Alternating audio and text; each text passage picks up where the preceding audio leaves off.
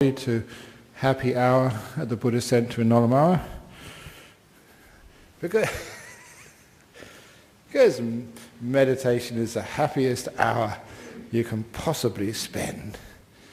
And also have to keep mentioning anybody coming to the introduction to meditation class, which is the 4 lessons one after the other where you learn the basics of meditation. That class is being conducted in the room to my right.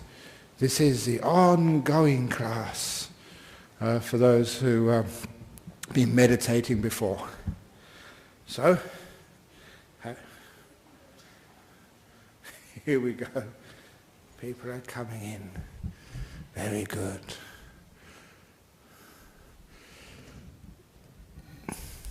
So please take a seat.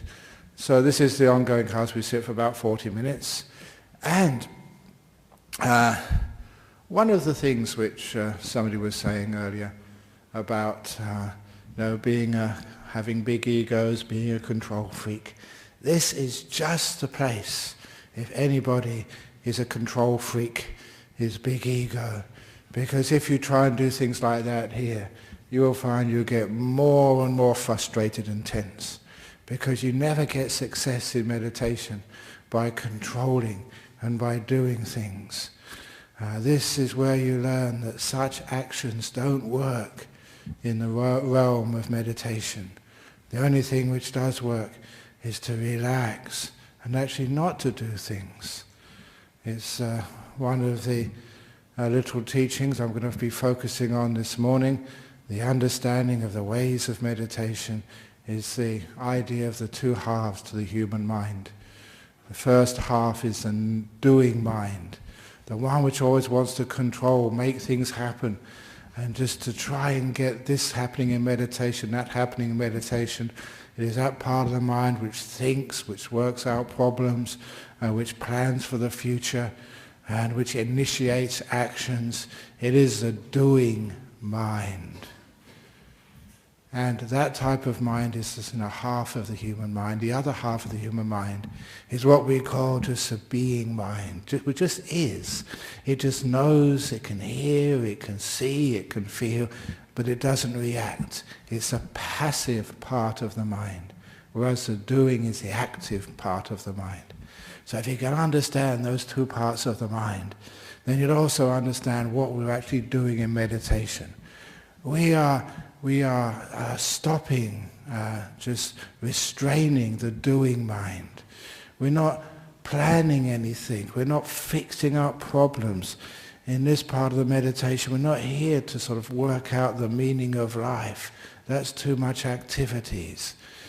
Even thinking, we learn how to calm our mind down so much that thoughts don't arise inside of it, because the basic underlying stratum of the mind is very, very peaceful.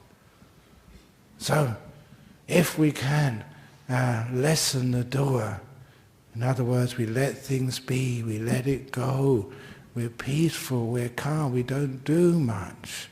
We are kind and accepting, which means that there's nothing much which is a problem which we have to fix up. We do less. And when we're calm, we do less. We find that all the energy which would have been used up by our mind in doing stuff can now go to the knower. We just are aware. And that awareness gets stronger and stronger. It builds up an intensity simply because you're not wasting it on doing things. When I just came back from Singapore, I used a simile. Just it might be that your internet quota for the month is used up, which means that it's very hard to download anything. Just information just dribbles into the computer. But that's just like all of your mental energy quota is used up by doing stuff, which means you're tired. You can't even think or anything. You can't know. You're dull and depressed. But if we stop downloading all of those movies, then all that energy which would have been used, in downloading all this really heavy stuff, now can go into the important stuff, which means into the knower. The knower starts to receive the energy and starts to brighten up. We simply can be mindful more deeply, more powerfully.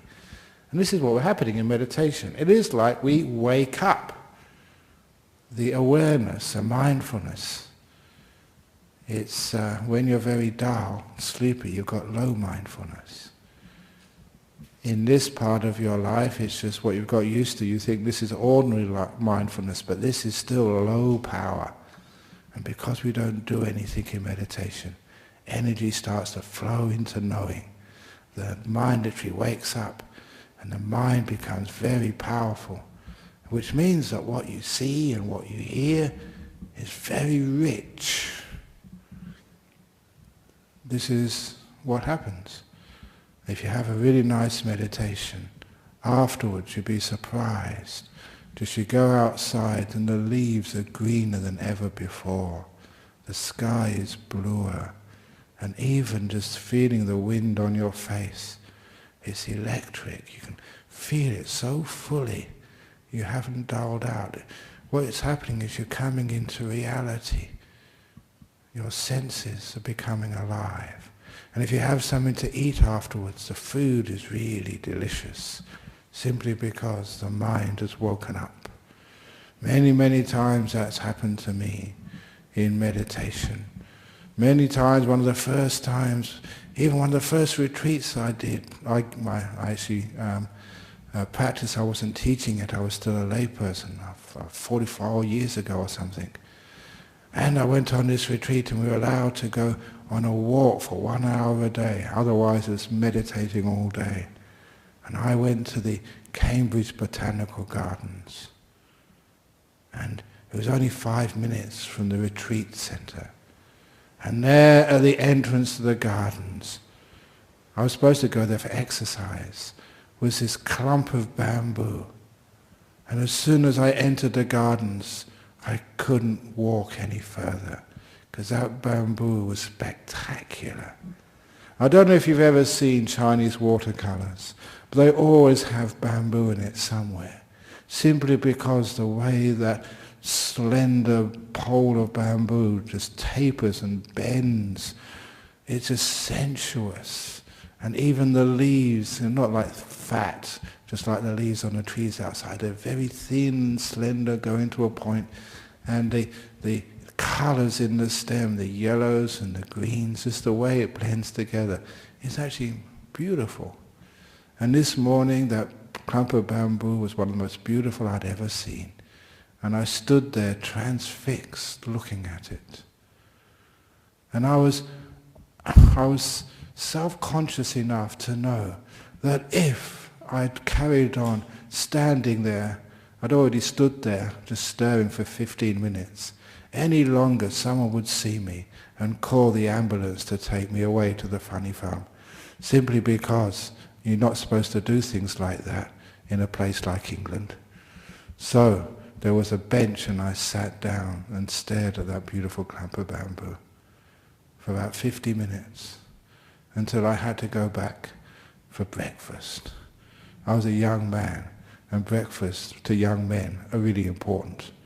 So I went there the next day, and the next day for 8 days, I literally stared at this most incredible piece of bamboo, the most beautiful bamboo I've ever seen in my whole life. And then the retreat ended. And a few weeks later, I had an afternoon when I had no studies to do. And I thought, I'm going to go and have a look at that really beautiful bamboo. I got on my bicycle and cycled through the busy traffic, found my way to the entrance of the Botanical Gardens. With high expectation and excitement, I saw the bench and saw that clump of bamboo. The most pathetic bamboo I've ever seen in my life. Dried, desiccated. It's just bamboo in an English climate. It's not supposed to grow in places like that. And I thought, where's my most beautiful bamboo gone? I realized it was because my mindfulness had gone. It was back to its ordinary level of dullness. It hadn't got that edge when you become awake, alert, and can see beauty where others can't. So this is one of the things which happens in meditation. When you start to calm the mind down, which means you're not doing anything, you're not controlling, you're not thinking, you're not giving plans, you're not saying where you're going to go and how you're going to get there, which all wastes so much mental energy. You're just still, just watching, just aware, without reacting. And the awareness grows and grows and grows. And the mindfulness starts to become really powerful. And then when you come out afterwards, you open your eyes, and this old carpet which has been in here since we built this place, that's about 25, I think this is still the same carpet, isn't it, Rodney? Was it 25, 30 years? And we look at it, wow, that's incredible. Have you seen all the colours in the carpet? Incredible number of colours in there. You can't see it now.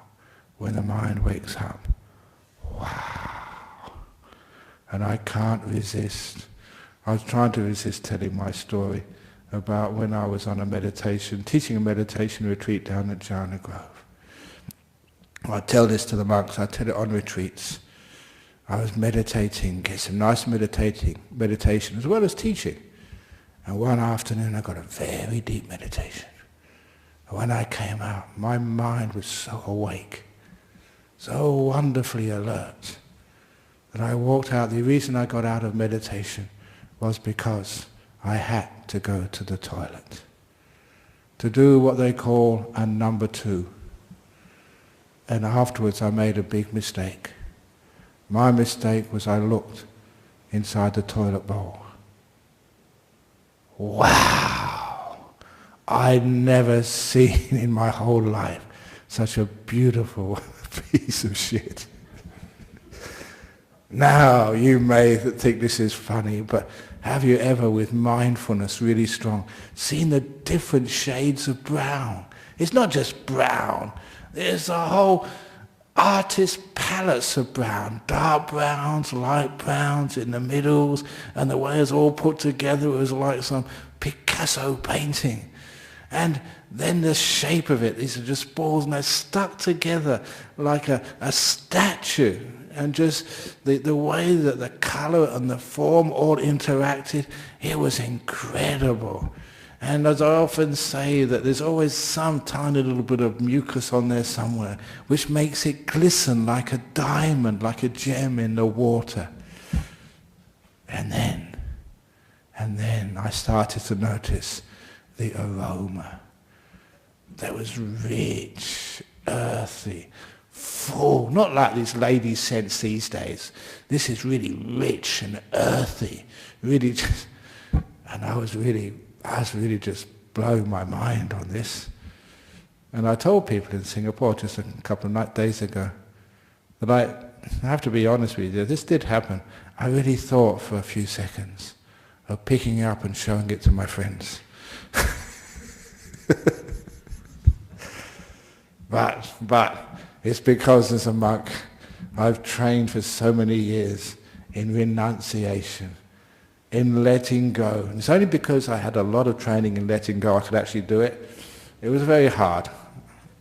It was very difficult. That I had to turn my eyes away as I pressed the button. And the most beautiful bit of shit I've ever seen in my whole life left my life forever. I was grieving for... No, I wasn't really grieving. I let it go. But it was an incredible experience, and that's true. Okay, it's a bit of a gross story. But it just shows how your mindfulness, when you're very still, you don't do anything, it increases. You wake up and you get this wonderful feeling of just being able to look at anything. It's beautiful, it's deep, you start to see things you've never seen before. Insights start to arise. And the other thing, everything you look at is beautiful. Now imagine if a piece of you know what in the toilet bowl looks beautiful. Imagine what your grandmother must look like. What? Anything. You have natural happiness, positive mind, from learning how to be still and getting the mindfulness strong. Oh, he once said, be positive, be positive. But it really makes you negative trying to be positive all the time. So this is how it really works. So still, so peaceful, mindfulness strong. And then, wow, you actually do see life in a different way. Beautiful, positive and happy. Just one of the many benefits of meditation. And it also indicates what we're doing and why. Why we're not supposed to concentrate and put forth too much effort. That just tires the mind out. We need to relax and let it be. And then the mind wakes up, is powerful, and amazing things happen. So, that's the promise. Let's deliver. So, if you haven't yet, please get yourself in a meditation posture. A chair is fine, cushions are great, leaning against the wall is also okay. Wherever you can find a comfortable position for your body.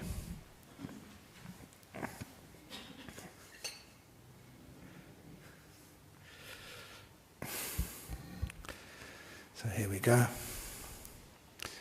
I should make the announcement again just in case any latecomers. This is the ongoing meditation class. If you come for the introduction to meditation class, a series of 4 lessons, for those who haven't meditated before, the introduction to meditation class is in the room to my right, because now we're going to meditate for about 40-45 minutes, and if you haven't sat there that long before, it's going to be torture.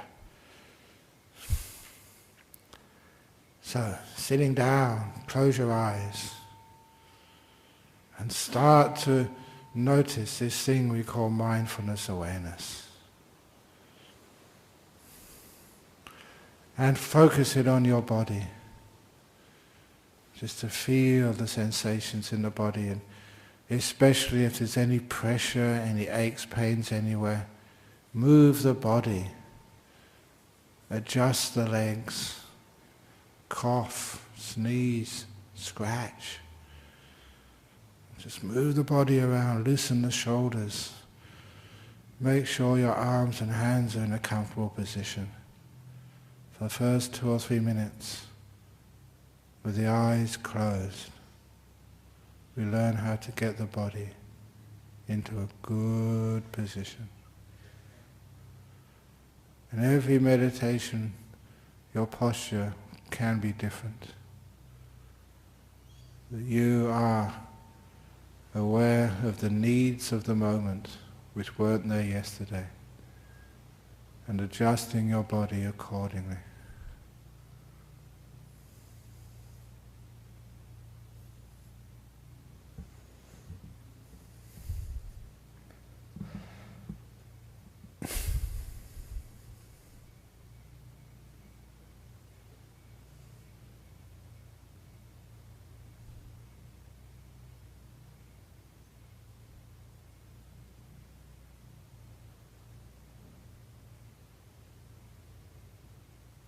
And once you think that your body is comfortable, think again. You can always make it more comfortable, more relaxed. See if you can find tight places in your body. It may be an irritation, a headache, and even a pain somewhere. If you can be aware of the most irritating sensation in your body right now, don't move away from it, move into it, be aware. Because once you have awareness of that irritating, tense, tight place in your body, you have the ability through feedback to relax it. What do you need to do to bring that tension into relaxation? That pain into ease. And you'll find letting it be being kind, opening the door of your heart to this sensation as it is, not trying to change it. That is what relaxes and eases. And kindness soothes the irritation away.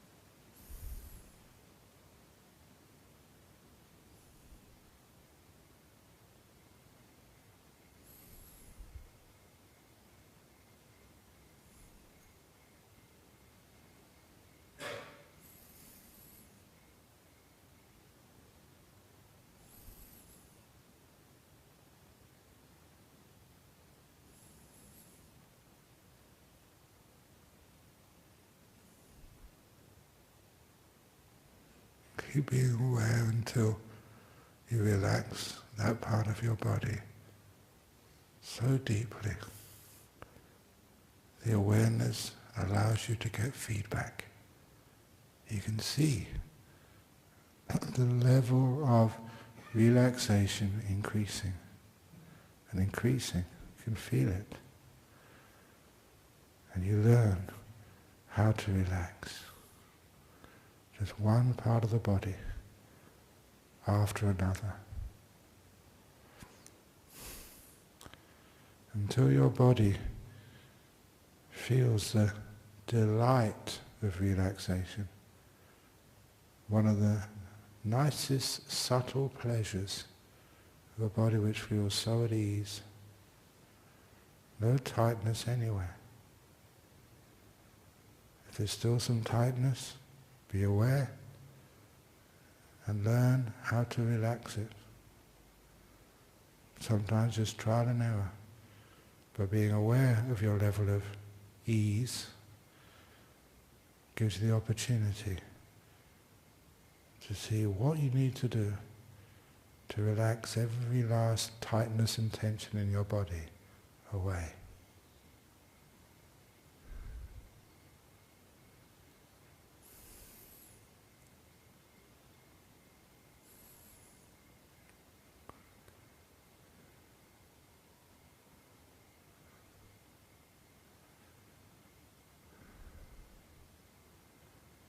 By relaxing your body, through being aware of the feelings, straight away you're coming into this present moment.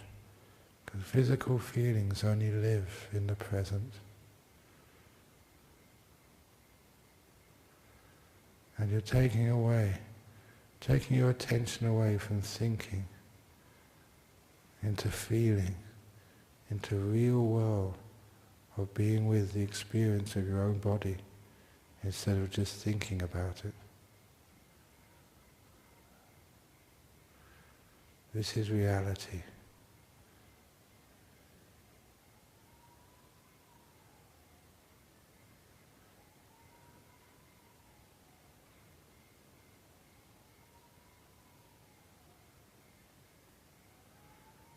And if it's the sound of the sirens, be aware of that sound without reacting. Just sound, and it stops.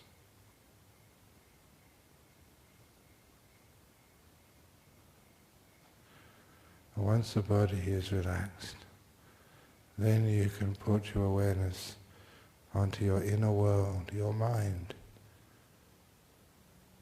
Too often, We are caught up with thinking and planning and remembering.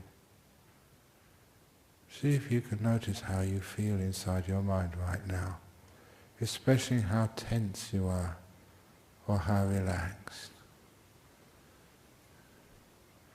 Be mindful of the tension meter inside your mind. Just like on the dashboard of a car, there are many dials giving you rolling information on the temperature of your engine, the speed, the amount of fuel in the car. There's a dial I'd like you to be aware of, your tension / relaxation meter. Where is that? And how tense or how relaxed are you? And more importantly, what do you need to do to bring that dial, that meter, down into deeper and deeper relaxation in your mind?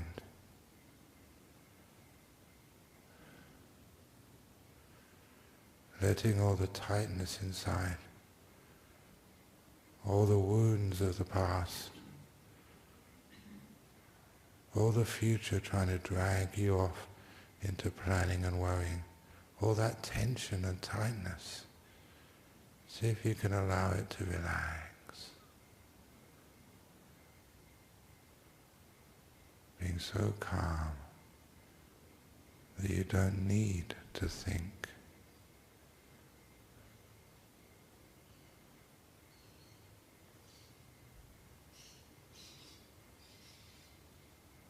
Hearing the sounds, knowing the feelings, just knowing the mind before the thoughts arise.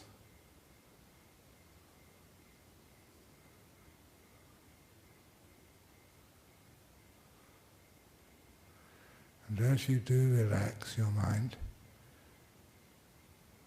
like you relax the body, you find doing things, thinking, planning, commentating, working out problems, that just agitates the mind, gives you more suffering. Now's the time to let go. And little by little your awareness gets stronger and more able to see things inside of yourself you've never seen before. As it gets stronger, there's a delight, a pleasure of a happy, peaceful mind.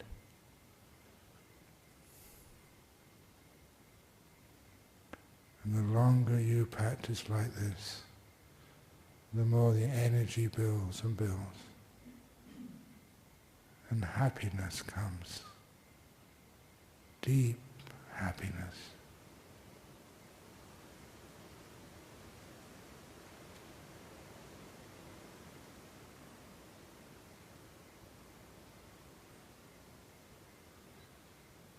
Being able to hear 1,000 sounds in the blowing of the wind.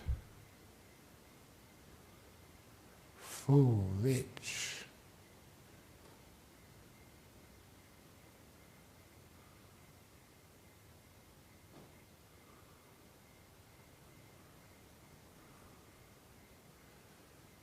As you notice the relaxation meter in your mind, show you're getting more and more calm, more peaceful.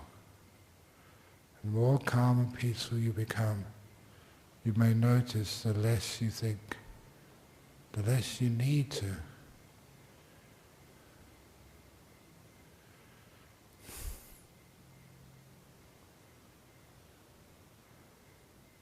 And as the mind becomes content in the present moment, when the mindfulness increases, you may be able to be aware of your breathing.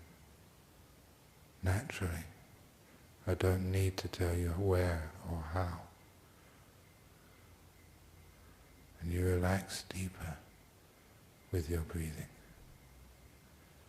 I'm now going to be quiet until a couple of minutes before the end of the meditation.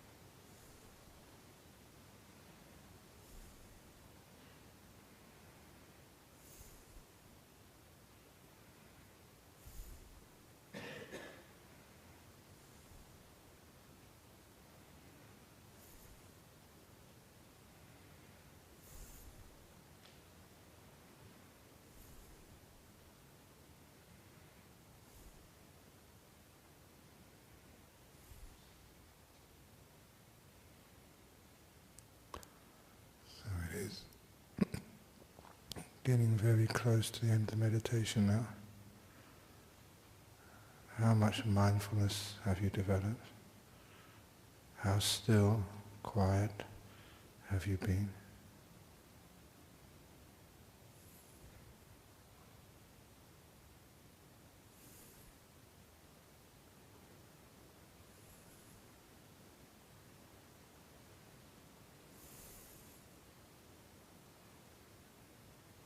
I'm going to ring the gong 3 times. After the third ringing of the gong, when you open your eyes, for an experiment, have a look at the carpet. If you've kept your eyes closed all this time, you may see so much more in it than you've ever seen before.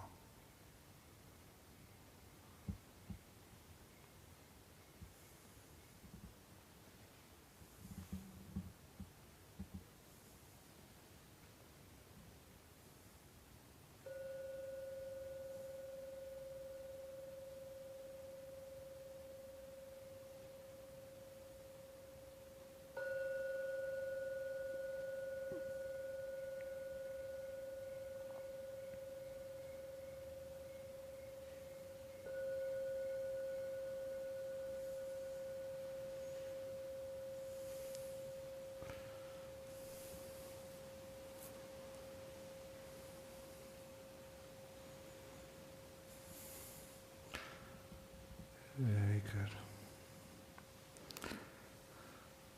Okay, now as many of you know, this afternoon session is usually streamed live. So you usually get some questions from people overseas who have been logging in. So let's see what we have from overseas. So questions on meditation, thank you. Yes, we've got from Belgium and Germany.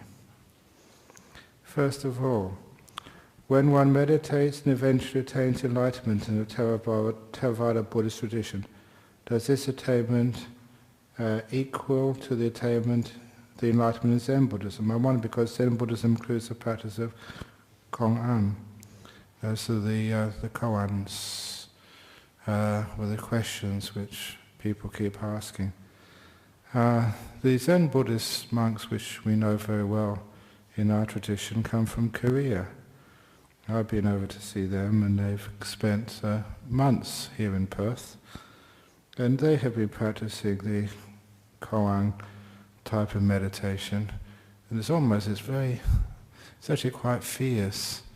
As they explained it to me, they have to keep repeating this question until it's almost like the brain fuses, and they have a moment of insight. But for many actually do that for years, and they don't seem to be having too much of a success according to what the Korean monks say. And this is one of the reasons why we've been travelling to Burma and Thailand and also here to Australia to see other ways of meditating. And they really like what's happening here. So that Theravada Buddhist enlightenment, Zen Buddhist enlightenment, basically from what I've heard, that this is a calmer, more peaceful way of doing it, an easier way as well. But basically, I only know my own experiences. I do remember the times in Zen monasteries, and I love telling the stories of when they come around with the big stick. If you ever have seen a documentary of the old Zen monasteries, Rinzai especially, and I think in some Soto do it as well, you meditate with your eyes open, facing the wall, and the teacher comes around with a big Zen stick. And if you're a little bit sleepy, whack on your back. I went to a Zen retreat when I was it 21, 22. It was the only sort of monastery where I was living at the time. And they had this Zen master who came around with a stick early on a Saturday morning. I was sleepy too, but I always say I had some very good karma from the past, because I never got hit with a stick. Because the guy sitting next to me got hit. Whack! And all my sleepiness suddenly disappeared. Replaced by fear. I wasn't sleeping at all. I was really like, I'm not going to be hit like that. It sounded really terrible. And that put me a bit off the aggression and forces then. But, it's worked for some people. So basically, from Germany, I have to say I only know my own experience. So I cannot say enlightenments are equivalent or not. Don't know. But I know that enlightenment is just, you get so incredibly still. Okay, here we go. I usually tell these stories in meditation retreats, not on a Saturday afternoon, how it works. Okay? So when you get very, very still and calm, relaxed, you notice as well as mindfulness increasing and lots of happiness, things start to disappear and vanish. And you all notice this in small ways, that you're meditating and you can't feel your hands, or your legs, or your body. And it starts to disappear. Why does that happen? It's because you are still, and the brain only notices things which move. In that Zen monastery I went to, I had one really interesting experience. And sitting there in the morning when I wasn't afraid of the stick, just relaxing, and then watching, you're supposed to keep your eyes open, watching this wall, whitewashed wall, and after about 15 minutes, the wall vanished. Now, I could only do this if you're not thinking. So my mind was silent enough, trained enough just to sit there and just be still. And then the wall vanished. It wasn't there anymore. And I thought, wow, this is weird. But remember, this was the early 70s, and when weird stuff was cool. You weren't afraid of it anymore. You just, wow, this is interesting. So anyway, afterwards I reflected on that. What happened? And it was quite sort of natural. Your brain, especially the sense of sight, only notices things which move, which change. Your brain is very, very efficient. If nothing moves, it turns off. Again, the other computer similarly. If you don't click the mouse, after a while, even the screensaver turns off. It goes blank, nothing's happening. The brain is like that too. So if there's nothing happening, sense of sight turns off. And I also recognize, hey, that happens all the time when I close my eyes. If you close your eyes, the first thing you notice when you close your eyes is the inside of your eyelids. But that doesn't move, it's not important, so the sense of sight turns off. We try and sit in a reasonably quiet place, so the hearing shuts down. Smell, taste, as long as people haven't been eating too many beans this morning, the sense of smell soon turns off. And I always say this to people, if you do have trouble with wind, please sit in the back of the meditation hall, so there's least people behind you. So now you know why some people always sit in the back.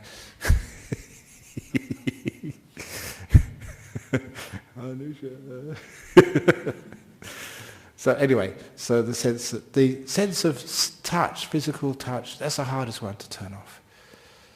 Because there's always some feeling in the body. But you sit comfortably and still you relax, which is why I really focus on relaxing the body at the beginning. And then most of the body vanishes, leaving only your breathing. That's always moving. But what happens is because you're being pretty still, and you're not thinking especially, because thinking takes energy and that uses up oxygen, which means you have to breathe quite a lot. If you're not even thinking, you're really still, your brain is calm, and your body's not moving, you don't need so much oxygen, which means naturally your body compensates by breathing really lightly. And when you're very quiet inside your brain, it's incredibly light. So light is the breathing that it vanishes too.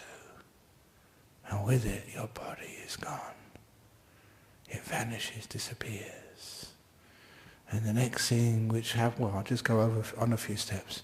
Well, the next thing happens because you're very content and happy, because you don't need anything, you don't want anything. Other things start to vanish, such as your will disappears, because it's not moving. What has happened is the art of disappearing. When things vanish, then you know what they really are. And this is my famous simile of the tadpole and the frog. A tadpole grew up in the water, lived all its life in water, can never know what water is. He can study water. He can go to lectures on water. He can do experiments on water in Tadpole University. But Tadpole will never understand what water is, no more than a fish can. But one day, Tadpole grows legs and arms, and Tadpole jumps out of the pond. And something which has always been there is missing. Something it just took for granted. It couldn't even perceive before because it was always there. Water. Now it's gone. Now the tadpole can understand what water is. Because there's a frog now outside of the lake. Then you can understand what these things are. So, even if you are a professor of anatomy, even if you are the coroner who keeps cutting up bodies in autopsies, do you really know what the body is? Do you really know what seeing, hearing, smelling, tasting, touching are? You may think you do, but you don't, because they've always been there. When they vanish, then you know what they are, and it shocks you. You get insight into the nature of your body. And if your will vanishes, then you understand what is this thing which you think is yours, the controller, the thing which you cherish. And so many people come to places like this, not to understand their will, but to train it to be smarter, thinking if I can learn all the tricks from these monks, then my will won't make bad decisions, only good ones. Ha ha ha. You find out what the will really is. And when you find out these things, then through those incredible insights, then there's a thing we call Buddhist enlightenment. When everything vanishes, what's left? As my master used to say, Ajahn, nothing. There's nothing. And he'd ask me, do you understand? And I said, yes. And he would answer, no, you don't. Now from Belgium. Whenever I try, from the moment I start meditation, I get very tired and fall asleep. It's the only because of tiredness, or are there other possible causes? Usually, tiredness is the number one cause. People are very tired, they don't rest enough. When they do go to bed, they don't know how to sleep. They worry, they dream, they're restless, they take all the problems of the day before into bed with them, and they also take what hasn't happened tomorrow, worry and concern into bed, and of course they don't sleep very well. And even when they go to work, they don't know how to work efficiently. You keep pushing yourself all the time. When you're tired, you don't take a rest. And you've heard me say so many times that if the glass of water or the bottle of water, the longer you hold it, the heavier it feels. If when it gets too heavy to hold comfortably, you just put it down and rest for a few seconds. When you pick it up afterwards, it's light again. It's not because of the weight has changed, because you've rested, it's easier to carry. The stress of your work has got nothing to do with how much work you have to do. It's because when it gets too heavy to do comfortably, you don't know how to rest and relax. Put it down for a few minutes. What most people do when it gets too heavy, it gets too difficult, they keep pushing. Now that is what really tires out people. Which means that, when they come home from work, they're exhausted. They've been pushing too hard. And if you could only learn how to take a break when you're tired, and then go back to the computer or the task. When you go back again after a break, you are efficient, you get 3 hours work done in 2. Basically, you make time at the office at your work. That's why I've been teaching that for years. Harvard Business School took it on and calls it an investment of time. Relaxing means you have more time to work for your employer. You're actually more efficient, and then you don't get so tired. So, please, learn how to work efficiently. Use your brain. efficiently. You get more work done, more productive, less tiredness. Unfortunately, people just keep pushing, because they're control freaks. You know how to do things, but you don't know how to put things down. So here you learn how to do that, you get less tired. There's also sometimes the other problem with this sloth and torpor business. We say you've been trying to meditate. No, that's wrong from the start. Don't try to meditate. Just let go of trying. The trying you're already tired, and meditation is another task you have to do. Another job, another thing on the list you have to tick off. And it's the wrong attitude. Meditation is relaxation, it's time off. It's not the usual thing you do in the world. You get your degrees by working hard. You get the dishes done by exercising your arms and doing it. But in meditation it's totally different. This is time to relax, doing nothing. Or rather, nothing doing. Relaxing. As I said in the beginning, mindfulness. The more you do, the less mindfulness you have. When you stop doing things, let things be, relax, the mindfulness starts increasing. Soon you have to go through sleepiness, but it doesn't matter, just be sleepy. And soon that lifts, and you're really aware. The energies start to come up. So one of the other reasons is, because sometimes when we start meditation, it's also a bit of boredom as well. We're not used to doing nothing. Which is why many people say, I'm meditating, what should I do? Give me something to do, anything to do. And sometimes I'm just too soft and I give you something to do. Watch your breath, breathing in peace, breathing out, letting go. Yeah, but it's best not to do anything. And just to be. Just to be. What's wrong with being tired? Just be tired. And stop judging yourself. Be stupid. What's wrong with being stupid? We stigmatize so much in this world, we judge too hard. So part of letting go is being not judgmental, being opening the door of your heart to anybody. Not judging gays, not judging elderly people, not judging people with mental disabilities, not judging anybody.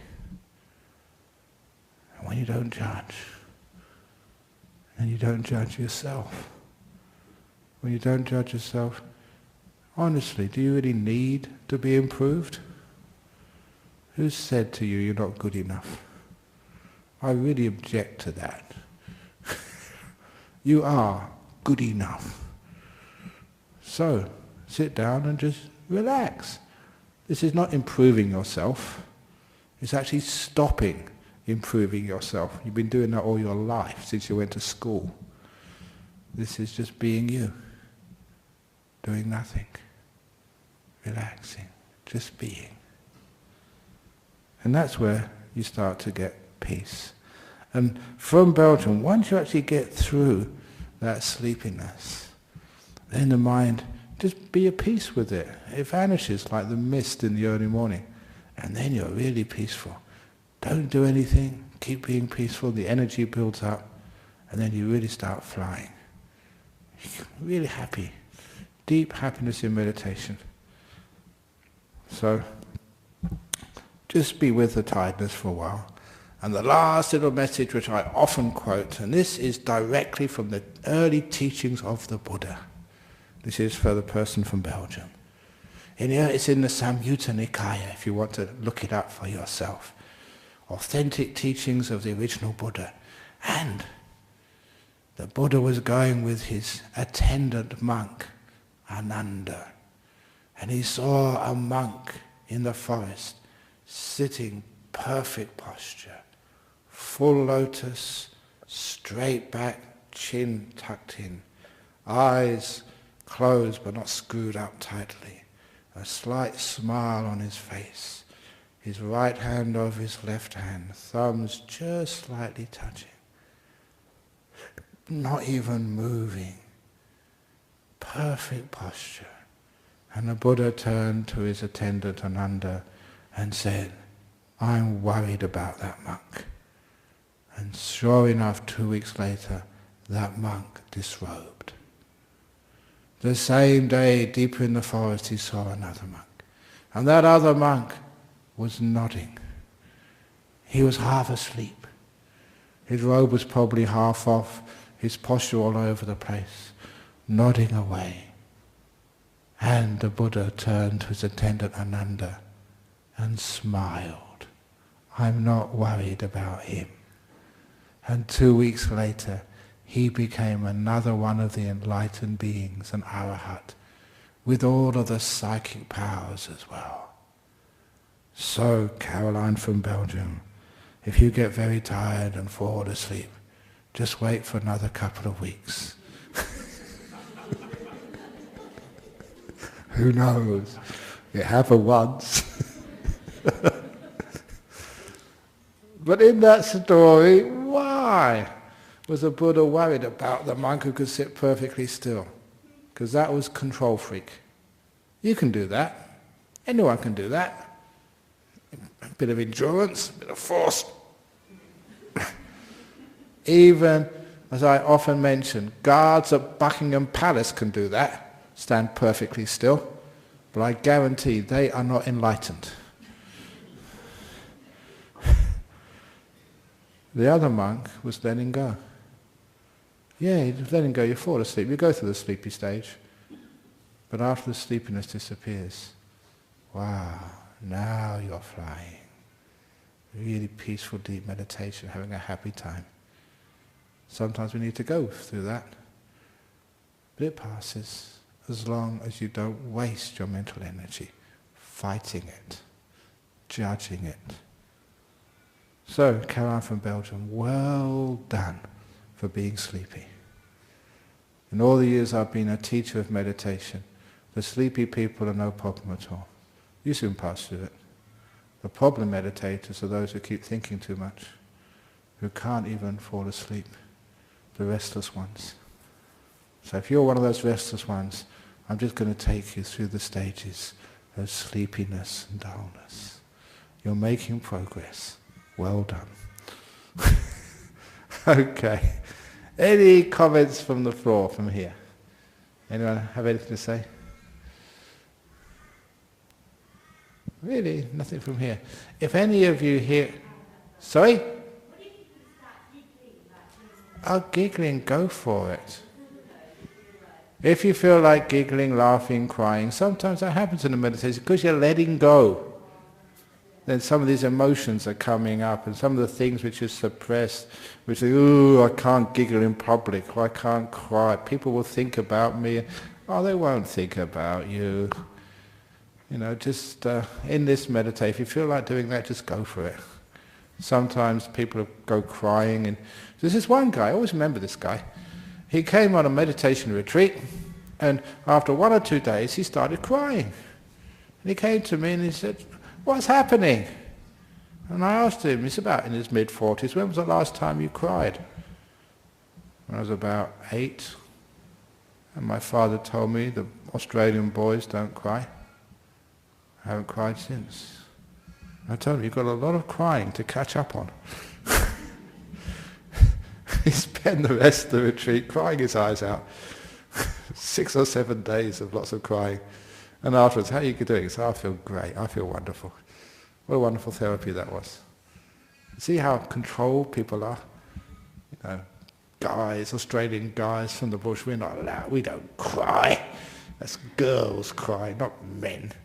And this poor guy was so suppressed. But, you know, when he starts to let go and be natural, he got his crying out of the way after a while. And they was happy and peaceful. So Sam was giggling. If you need to giggle, go for it. Okay, so let's it's over 22 past now. So let's now pay respect to Buddha, Dhamma and Sangha, those who want to, do a little bowing to exercise the tummy muscles, and then we can do whatever we need to do.